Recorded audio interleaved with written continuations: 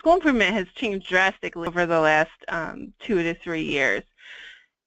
It used to be one person sitting in a room writing a long document saying who was going to be responsible for what thing, and you wrote it at the beginning of the year, and maybe you went back and looked at it, and maybe you didn't, and at the end of the year you started all over with a new process.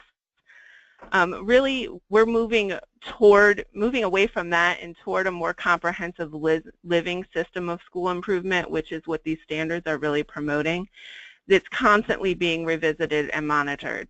School improvement is an opportunity for us to identify teacher leaders who we would like to bring into the process, who can participate and give us really what's happening in the classroom. That thing as leaders, we see it, but we don't experience it as directly as they do. So getting them more involved in the school improvement process really gives us a better lens. Over the past 2 years, has adopted the data-wise school improvement process, and that takes all of that data that we get.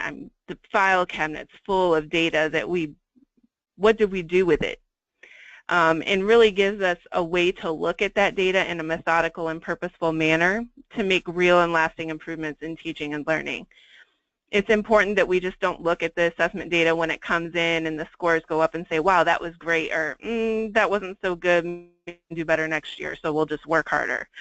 This improvement process gives us a look at a model to use that has 8 specific steps, and you take a step-by-step approach that really helps you dig into that data to identify a problem that we can solve, and then work on an action plan that will help us get to the solution. And then once we do, to monitor its effectiveness. And then you start over so that you can continue to improve the process for your students. Promising principals statewide, academies, and working with their SLOs and LEA teams in order to really just improve the process of school improvement.